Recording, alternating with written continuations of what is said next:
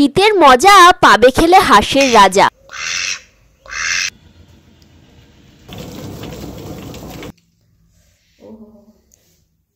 ভাতটা নিয়ে নি, এখানেই দেখো লেগ পিস, এটা হচ্ছে ডানার পিস।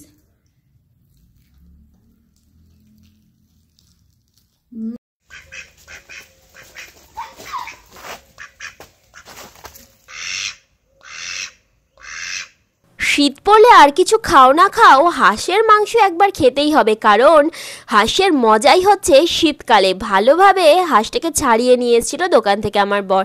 এবারে এটাতে ভালোভাবে নুন আর হলুদ মাখিয়ে নিয়ে এটাকে সুন্দরভাবে পুড়িয়ে নেব। যদি কোনো ছোট বড় লোম থাকে সেগুলো সব পুড়ে যাবে। আর ভালোভাবে তার আগে আমি পরিষ্কার করে নিয়েছি। দেখো কত সুন্দর তেল বেরোচ্ছে পোড়ানোর পর, বুঝতে পারছো তো? এই যে হাঁসের মজাটা কিন্তু এই তেলেই, আর এটা শীতকালেই হয় এই চর্বিটা। তো এবারে হাঁসটাকে আমি কেটে পিস পিস করে নিচ্ছি।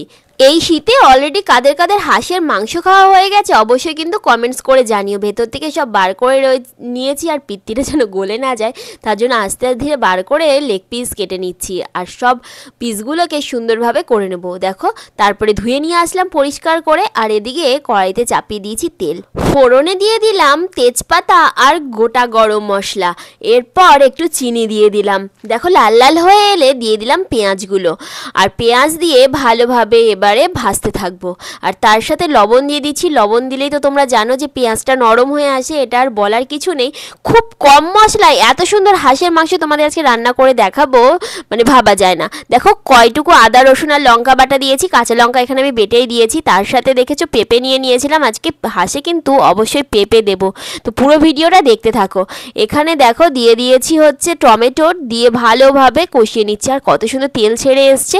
হলুদ দিয়ে দিলাম লঙ্কা গুঁড়ো, দিয়ে দিচ্ছি জিরে গুঁড়ো, তার সাথে দিয়ে দিলাম ধনে গুঁড়ো। খুব অল্প অল্প মশলায় আজকে এই রান্নাটা হবে, কিন্তু খেতে হবে একদম রাজকীয় টেস্ট, যাকে বলে একদম পুরো গ্রাম্য স্টাইলে হাঁসের মাংস।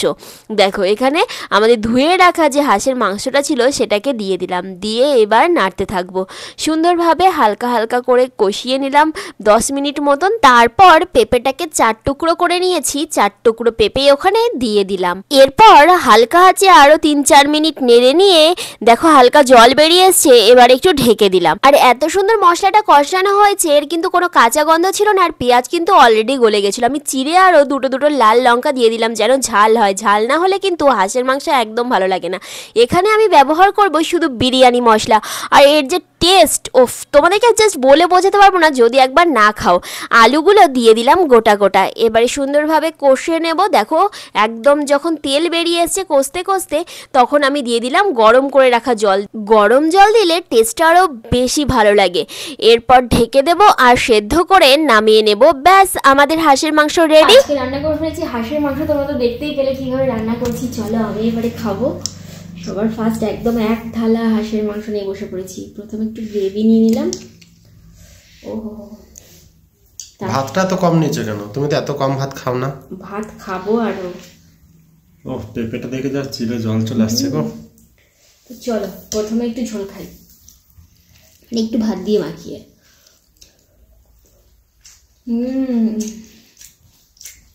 টেস্টি লাগছে? Heavy heavy. তোমার তো সব নিজে রান্না করে নিজেরই তো হেভি হেভি লাগে। ওহো, পেঁপে দেখো জাস্ট গলে গেছে। পেঁপের রিভিউ আর কে দেখবে বলো? এবারে খাবো একটা ডানার পিস নিয়ে নিই। এখানেই দেখো লেগ পিস, এটা হচ্ছে ডানার পিস।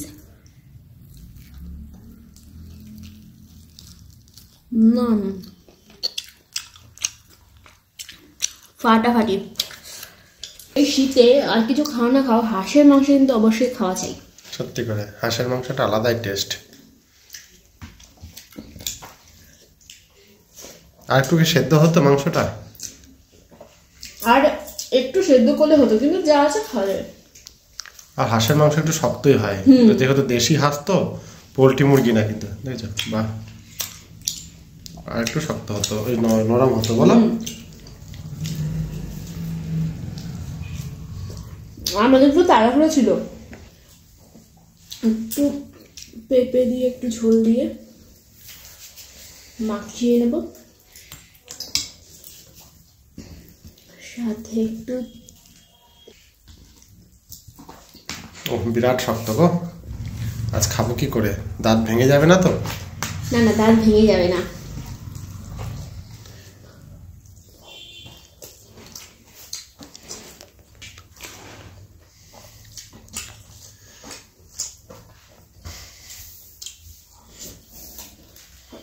হেভি,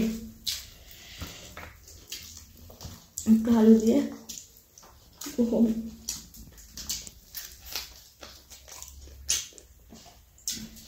চিকেন মাংসগুলো কিন্তু একদম খুব সুন্দর সেদ্ধ হয়েছে। চিকেন না, হাঁস প্যাক প্যাক। হ্যাঁ, হাঁসের যে মাংস, সলিড মাংসগুলো খুব সুন্দর সেদ্ধ হয়ে গেছে।